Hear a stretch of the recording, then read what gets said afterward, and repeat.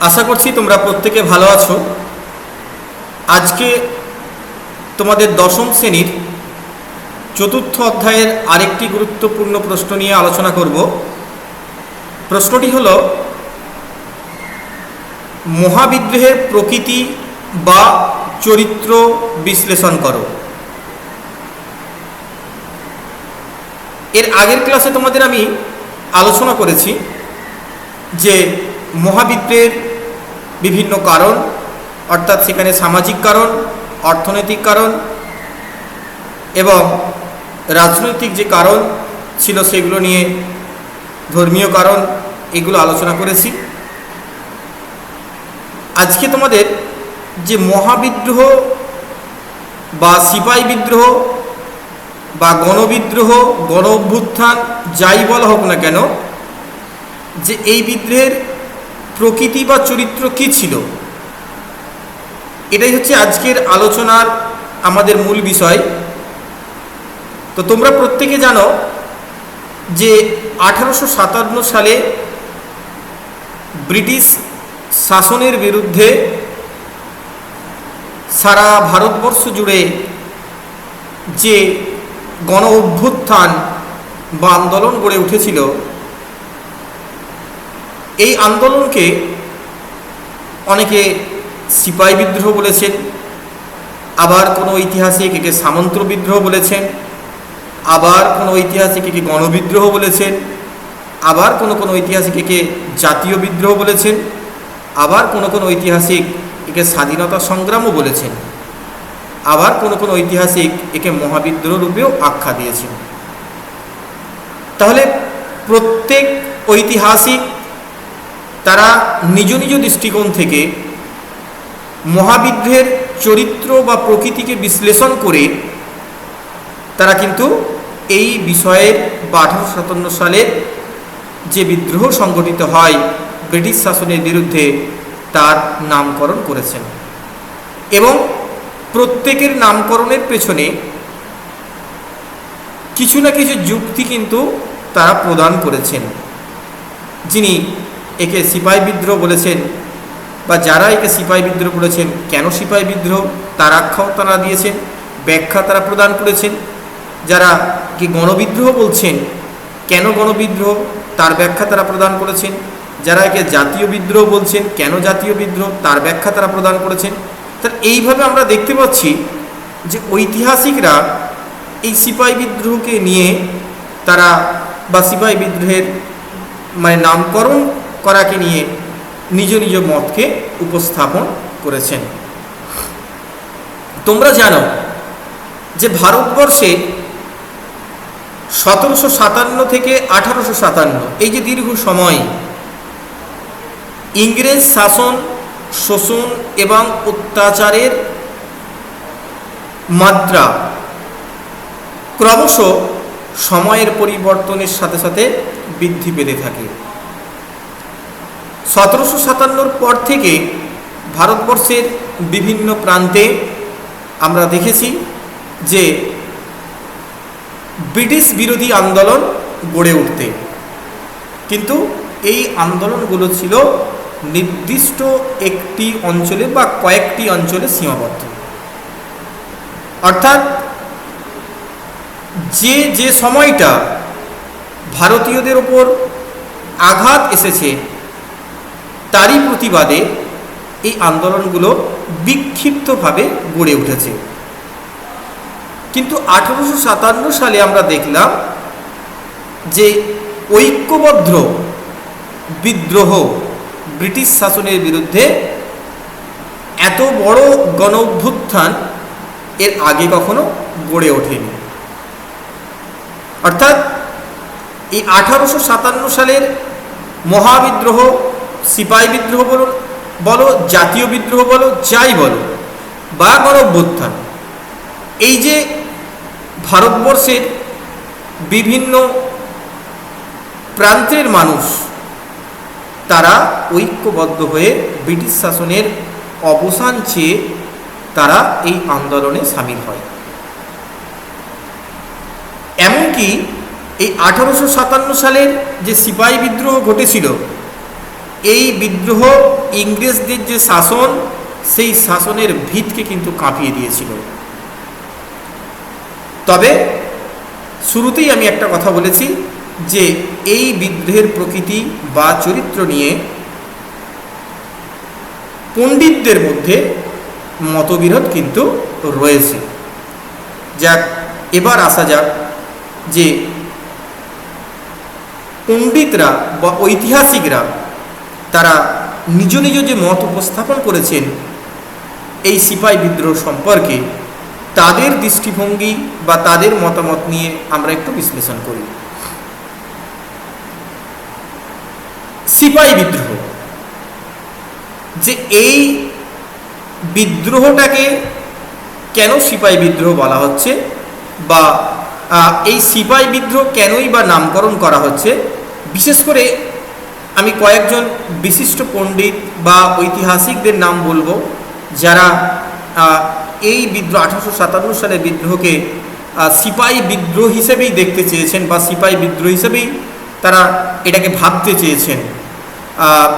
তাদের মধ্যে sir Johns Lawrence, জন Seely, Charles রেকলস প্রমুখ, যারা ইউরোপীয় ঐতিহাসিক ছিলেন, এবং হরিশ্চন্দ্র মুখোপাধ্যায়, দাদাভাই নওরোজি প্রমুখ ভারতীয়রা 1857 সালের বিদ্রোহকে সিপাহী বিদ্রোহ হিসেবে আখ্যা দিয়েছিল।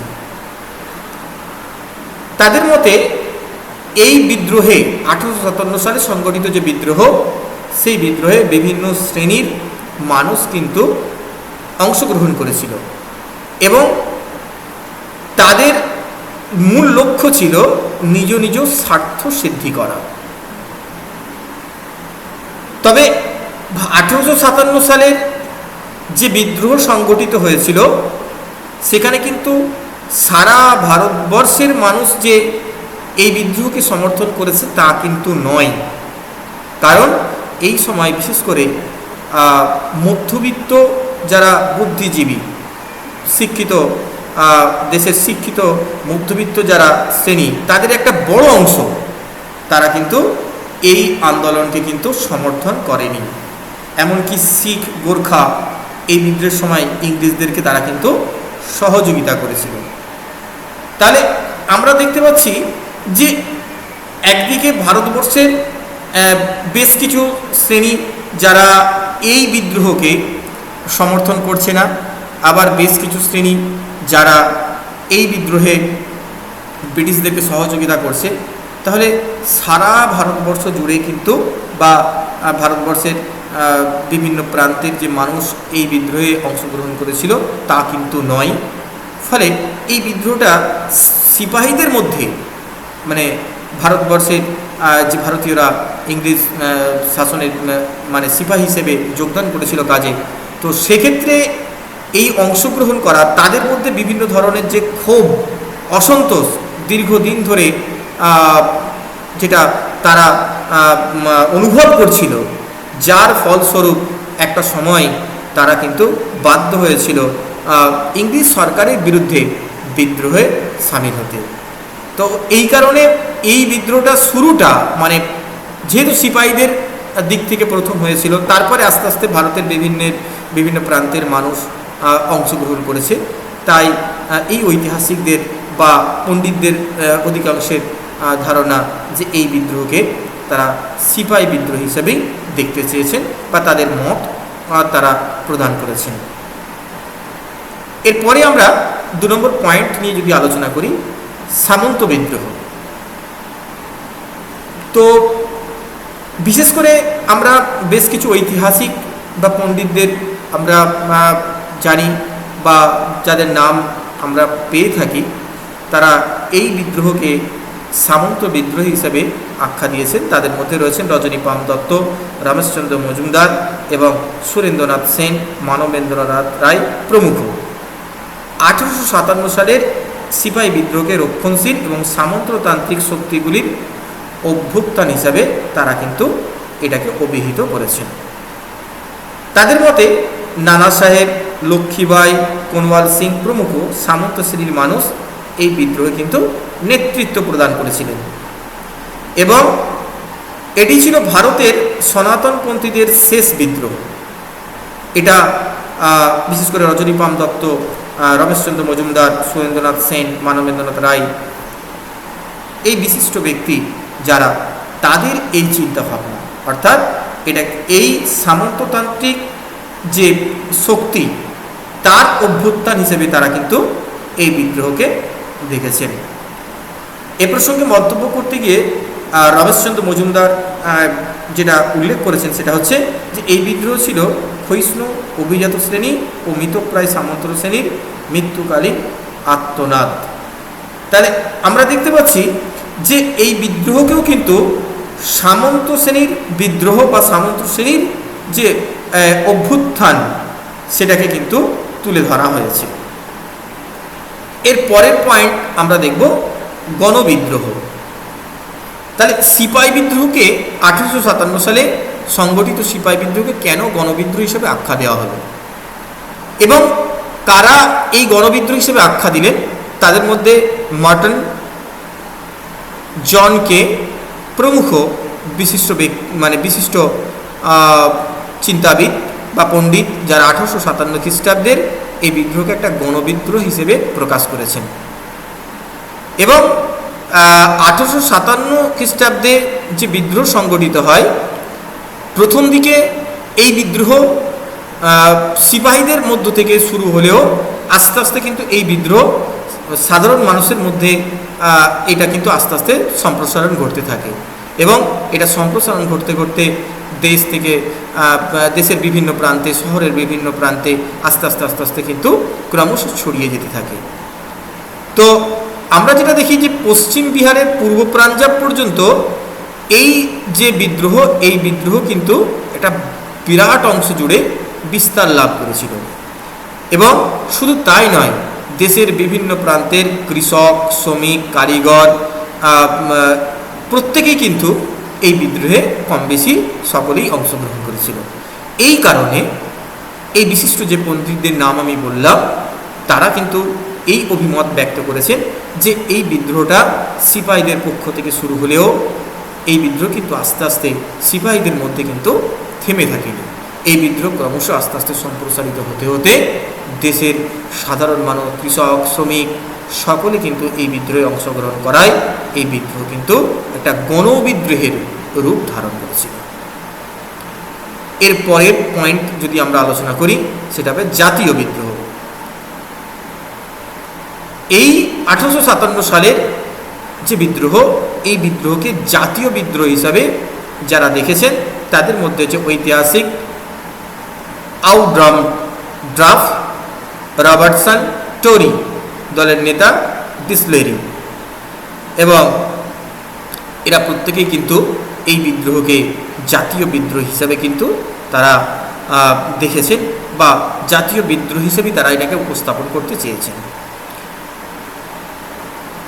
তাদের মত ছিল, তাদের যে অভিমত, বিশেষ করে মুজফ্ফরনগর, বিহার, উত্তরপ্রদেশ সিপাহীদের সঙ্গে সংযোগ ছাড়াই অসামরিক লোকজন এবং জমিদার শ্রেণীর ব্রিটিশ বিরোধী আন্দোলনে সক্রিয় হয়ে ওঠে। অর্থাৎ তারা এই বিষয়টাকে উপস্থাপন করতে গিয়ে বলছেন যে এই অঞ্চলগুলোতে সাধারণভাবে তাদের কাছে সংযোগ ছিল না, কিন্তু এই অঞ্চলের যারা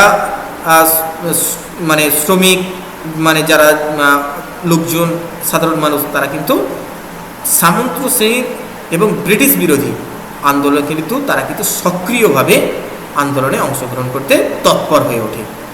তাহলে এইভাবে আমরা দেখতে পাচ্ছি যে এই আন্দোলন কিন্তু একটা জাতীয় বিদ্রোহের কিন্তু একটা রূপ ধারণ করে। বিশেষত সিপাহীরা সিংহাসনচ্যুত মোগল সম্রাট দ্বিতীয় বাহাদুর শাহকে ভারতের সম্রাট হিসেবে ঘোষণা করলে দেশবাসীর মনে জাতীয়তাবাদী মনোভাব কিন্তু এই সময় জেগে উঠেছিল। তাহলে এইভাবে একটা জাতীয় বিদ্রোহের রূপ ধারণ করে। এরপর আমরা যে পয়েন্টটাকে নিয়ে আলোচনা করব, স্বাধীনতা সংগ্রাম। তাহলে এই 1857 সালের যে বিদ্রোহ, এই বিদ্রোহকে আমরা স্বাধীনতা সংগ্রাম হিসেবে কেন আখ্যা দেব, বা যারা আখ্যা দিয়েছেন তাদের মত কি? বিপ্লবী বিনায়ক দামোদর সাভারকর 1857 খ্রিস্টাব্দে বিদ্রোহকে প্রথম স্বাধীনতা যুদ্ধ বলে এটাকে অভিহিত করেছেন। এছাড়া Karl Marx, Engels, Ashok Mehta, অধ্যাপক হীরেন্দ্রনাথ মুখোপাধ্যায়, অধ্যাপক সুশোভন সরকার প্রমুখ প্রত্যেকেই কিন্তু 1857 সালের যে বিদ্রোহ, এই বিদ্রোহকে স্বাধীনতা, ভারতের স্বাধীনতা সংগ্রাম হিসাবে আখ্যা দিয়েছেন। কারণ ভারতবর্ষের এর আগে যে আন্দোলনগুলো সংগঠিত হয়েছিল, সেই আন্দোলনগুলো সুসংগঠিত ছিল না। অর্থাৎ এই প্রথম ভারতবর্ষে 1857 সালে আন্দোলন সুসংগঠিতভাবে হয় এবং যেখান থেকে ভারতবর্ষের ব্রিটিশ শাসনের ভিতকে কাঁপিয়ে দেওয়া সম্ভব হয়েছিল এবং ভারতবর্ষের যে স্বাধীনতার যে ভাবনা, ঐক্যবদ্ধ ভাবনা, সেটা কিন্তু বহিঃপ্রকাশ ঘটেছিল এই 1857 সালের বিদ্রোহের মধ্য দিয়ে। তাই অনেকেই এই বিদ্রোহকে স্বাধীনতা সংগ্রাম হিসেবে উল্লেখ করেছেন। এরপরের পয়েন্ট মহাবিদ্রোহ। ভারতের জাতীয়তাবাদী ঐতিহাসিক এই বিদ্রোহকে ব্যাপক লক্ষ্য করে এই বিদ্রোহকে মহাবিদ্রোহ বলে অভিহিত করেছেন। কারণ এই বিদ্রোহে বিশেষ করে ভারতের ইংরেজ শাসনের বিরুদ্ধে সশস্ত্র আন্দোলন শেষ অধ্যায়, এই আন্দোলনকে ইংরেজদেরকে বিতাড়নের কথা ভাবা হয়েছিল। কারণ এর আগে যে সমস্ত আন্দোলনগুলো ছিল, সেই আন্দোলনে কিন্তু শুরুতে এই আন্দোলন, যে কটা আন্দোলন ভারতবর্ষে গড়ে উঠেছিল, সেখানে কিন্তু ব্রিটিশদেরকে উচ্ছেদ করার চিন্তাভাবনা কিন্তু ছিল না। কারণ যে যে জায়গায় ভারতীয়দেরকে আঘাত আনা হয়েছিল বা তাদের শাসনের তাদের শাসনের যে সমস্ত পরিকল্পনা তারা নিয়েছিল, সেখানে ভারতীয়দের কিছু কিছু ক্ষেত্রে আঘাত এসেছিল স্বার্থে, কিন্তু সেই জায়গায় ব্রিটিশ বিরোধী আন্দোলন হিসেবে গড়ে উঠলেও কিন্তু ব্রিটিশদেরকে তাড়ানোর যে মনোভাব, সেটা কিন্তু ব্যক্ত হয়নি। এই প্রথমবার 1857 খ্রিস্টাব্দে বিদ্রোহে ব্রিটিশদেরকে উচ্ছেদ করার যে পরিকল্পনা ভারতবর্ষের ঐক্যবদ্ধ মানুষ নিয়েছিল, তার গুরুত্ব কিন্তু ঐতিহাসিক দিকে যথেষ্ট তাৎপর্যপূর্ণ। তাই 1857 খ্রিস্টাব্দের যে সিপাহী বিদ্রোহ সংগঠিত হয়েছিল, এই বিদ্রোহকে নিছক একটা সিপাহী বিদ্রোহ হিসেবে আখ্যা দিতে অনেকেই নারাজ।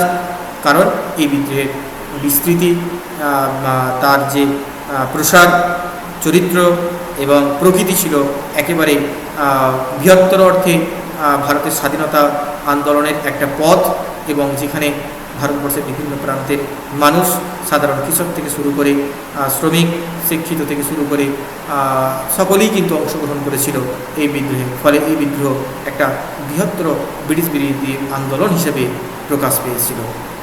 এখানেই তোমাদের আমি আজকের যে আলোচনার বিষয় ছিল মহাবিদ্রোহের প্রকৃতি বা চরিত্র, এখানে শেষ করলাম।